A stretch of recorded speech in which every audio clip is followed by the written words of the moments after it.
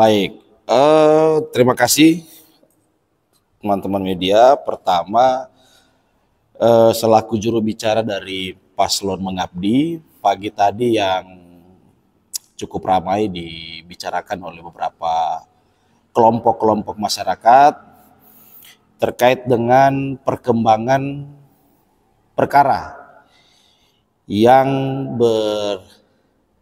berkaitan dengan dugaan pencemaran nama baik yang dilakukan oleh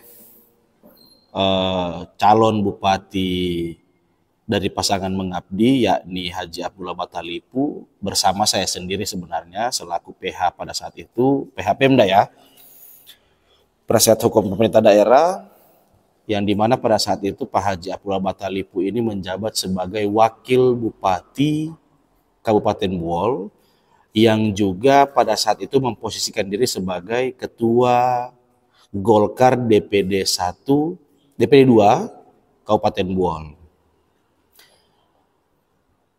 Atas laporan dari Bapak Amran Batalippu.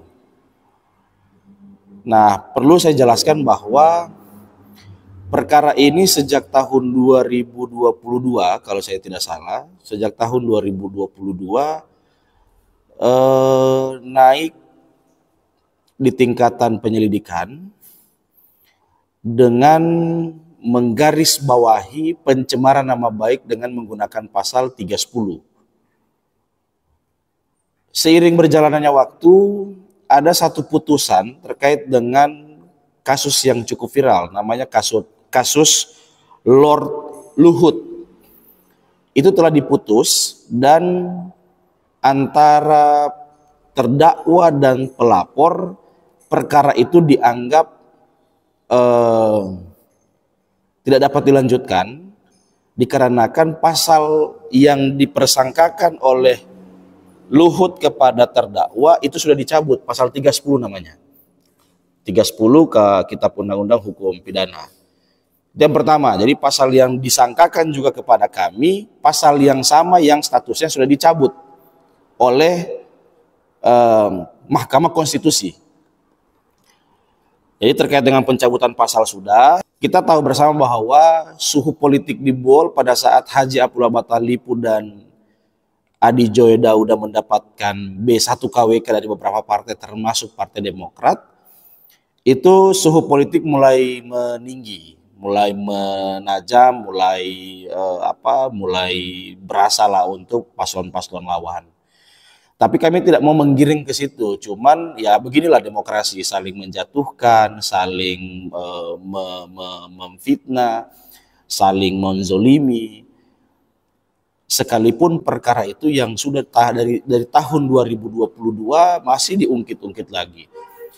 Penekanan saya adalah soal kasus ini bukanlah kasus korupsi, itu pertama. Kasus yang disangkakan kepada kami termasuk Haji Abdullah Batalippu sebagai paslon dari Mengabdi bukanlah kasus korupsi. Bukanlah kasus yang merugikan negara. Bukan kasus yang merugikan keuangan negara, bukan kasus yang merugikan hajat hidup orang banyak. Tetapi kasus ini hanya bersifat person to person. Jadi kasus ini hanya sengaja dibuat oleh beberapa sekelompok orang-orang supaya menjadi besar, supaya menjadi mewah, supaya menjadi eksklusif. Maka kami menjelaskan terkait dengan kedudukan dari Haji Abdullah Batalippu yang telah mendapatkan B1 KWK, ini tidak mengganggu jalannya proses pilkada. Karena tersangka itu sekalipun statusnya sudah tersangka, maka ada asas yang melekat kepada tersangka itu sendiri. Namanya asas praduga tak bersalah. Sekalipun tersangka naik level ke P21 dalam bentuk terdakwa, ia juga tidak menghambat untuk jalannya pilkada, kecuali perkara itu sudah ingkrah atau sudah berkekuatan hukum tetap. Perkara yang sudah berkekuatan hukum tetap itu mekanisme upaya-upaya hukumnya juga masih panjang. Ini kan baru prosesnya di tingkatan pengembalian berkas perkara kepada kejaksaan, lantas kemudian kejaksaan mengembalikan lagi untuk diperbaiki berkasnya, maka disebut dengan perkembangan perkara yang dirilis pada kesempatan tadi pagi. Jadi belum yang namanya berkas perkara itu sudah mau ditahan apa semua, itu saya menepis soal itu. Saya menepis terkait dengan adanya isu Haji Boy Abdullah Batalipu karena sudah jadi tersangka akan dilakukan penahanan. Belum, ini masih panjang. Ini masih panjang. Perkara-perkara seperti ini bagi kami di penasihat hukum ini perkara yang kecil sebenarnya. Hanya saja melibatkan salah satu paslon yang momennya itu kaitan juga dengan proses pilkada, maka ini menjadi mewah, menjadi mahal kasusnya, menjadi eksklusif kasusnya. Tetapi dari perspektif kami selaku penasihat hukum, perkara ini adalah perkara yang ya mungkin baku minta maaf insya Allah ke depan antara pelapor terlapor ini bisa terjadi.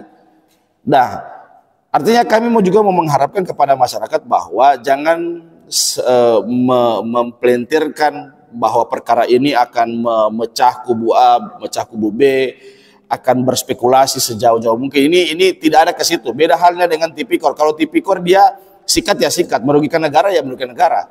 Tapi kalau cuma persoalan perkara seperti ini bukan kami pandang enteng, tetapi memang perkara ini sebenarnya ujung dari perkara ini ya saling meminta maaf. Itu kan ada momennya nanti itu persoalan itu. Jadi penekanan kami adalah soal penetapan tersangka kepada Haji Abdullah Batalipu tidak membatalkan pencalonan beliau sebagai calon bupati untuk tahun 2024, tahun 2029.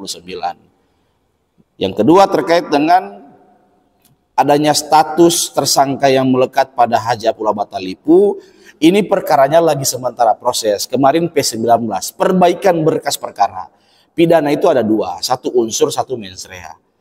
Kalau secara mens rea niatan dan sebagainya itu betul-betul tidak melukai hati dari pelapor, maka perkara tidak dapat dilanjutkan. Kalau unsurnya juga tidak memenuhi, maka perkara tidak dapat dilanjutkan. Makanya berkas perkara kemarin itu P19. P19 itu kode di atas dari berkas perkara. Karena memang ini diarahkan oleh Kejaksaan Tinggi Sulteng untuk diperbaiki, maka Polda memperbaiki berkas perkaranya. Kalau memang tidak bisa ini perkara dinaikkan, ya perkara dinamakan SP3, surat pemberhentian perkara. Jadi muara dari ini semua, kalau mens rea-nya dan juga unsur-unsur dari pasal tersebut yang sudah dicabut oleh Mahkamah Konstitusi ini tidak terpenuhi, maka tidak ada satu alasan bagi aparat penegak hukum untuk memberhentikan perkara. Jadi bagi kami ini hanya sebuah komunikasi yang putus.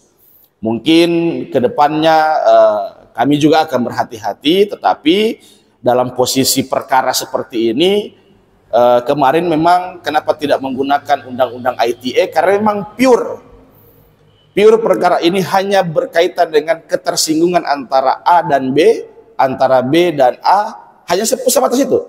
Jadi tidak ada junto terkait dengan ataupun undang-undang ITE. Jadi pure 310 yang melekat dan di mana pasal tersebut sudah dicabut oleh Mahkamah Konstitusi di tahun 2023 kemarin.